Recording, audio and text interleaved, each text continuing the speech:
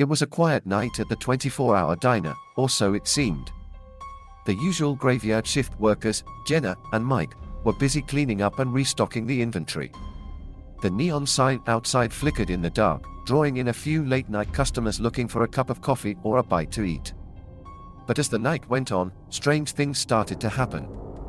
The radio in the kitchen began playing distorted music that no one had heard before. The lights flickered and dimmed, casting ominous shadows across the diner. And then, the customers started acting strange. One man, sitting at the counter, suddenly stood up and began speaking in tongues. Another woman, in the corner booth, started convulsing uncontrollably. Jenna and Mike looked at each other, unsure of what to do. As they tried to calm the customers down, they heard a low growling sound coming from the kitchen.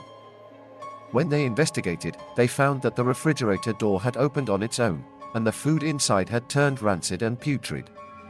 Suddenly, the diner was filled with a stench so foul that Jenna and Mike nearly vomited. The customers began to scream and run out of the diner, but as they did, their eyes turned black and their skin began to peel away, revealing grotesque creatures underneath. Jenna and Mike knew they had to get out of the diner, but they couldn't find the keys to unlock the front door. They were trapped, with the creatures closing in on them.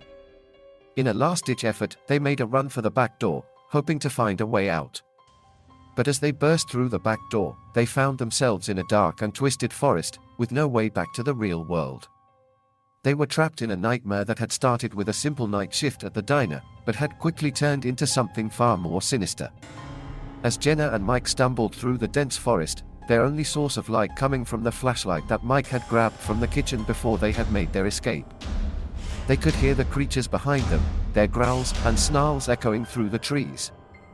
As they pushed deeper into the forest, the trees grew thicker and the ground grew softer underfoot.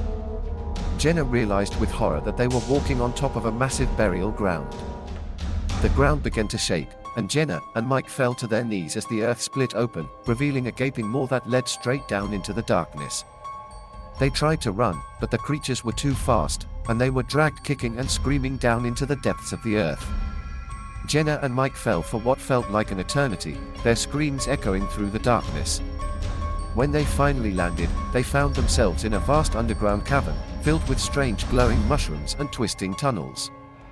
They could hear the creatures closing in on them, so they ran deeper into the tunnels, hoping to find a way out.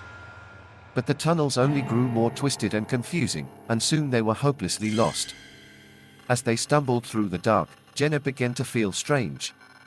Her skin felt like it was crawling, and her mind felt like it was slipping away. She turned to Mike, only to see that his eyes had turned completely black and he was slowly transforming into one of the creatures. Jenna's heart sank as she realized what was happening to Mike. She watched in horror as his body twisted and contorted, his limbs growing longer and his skin turning a sickly shade of green. She tried to reach out to him, to pull him back from whatever abyss he was falling into, but he was lost. His eyes, once kind and warm, were now empty and filled with a darkness that seemed to swallow everything around them. As Mike's transformation progressed, Jenna could feel a sense of hopelessness wash over her. The creatures were closing in on them, their growls growing louder and more menacing with each passing moment. Jenna knew that she had to leave Mike behind and make a run for it, or risk being consumed by the creatures as well. But she couldn't bring herself to abandon him. She grabbed his hand, hoping to pull him along with her, but he pulled away with a strength that she had never seen in him before. Jenna watched in horror as Mike began to snarl and growl, his once human face contorting into something grotesque and inhuman. She took a step back, tripping over a rock and falling to the ground. As she looked up, she could see Mike's eyes glowing in the darkness, his mouth twisted into a snarl as he lunged towards her. She screamed, knowing that this was the end. But just as Mike was about to pounce on her, she saw something flicker in his eyes. It was a glimmer of recognition, a moment of clarity that seemed to cut through the darkness that had consumed him. Jenna held her breath, hoping against hope that there was still a chance to save him. But the moment passed, and Mike was lost once again to the creatures that had taken hold of him. Jenna scrambled to her feet and ran, tears streaming down her face as she realized that she would never be able to save her friend. As she ran through the twisting tunnels, she could hear Mike's howls echoing through the darkness, a haunting reminder of everything that had been lost.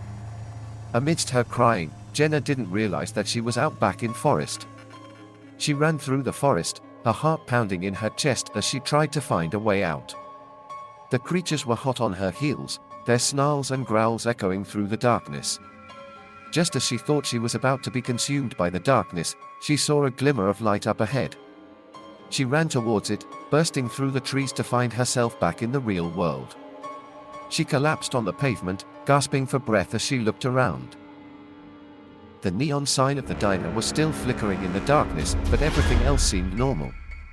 There were no creatures, no strange smells, no signs of the nightmare that she had just escaped. Jenna stumbled to her feet, her mind reeling as she tried to make sense of what had happened. Had it all been a dream? A hallucination brought on by the stress of the night shift? As she approached the diner, she saw that the front door was unlocked. She pushed it open, half expecting to find the creatures waiting for her inside. But instead, she found the diner restored to its usual state, with no sign of the horror that had unfolded just hours before.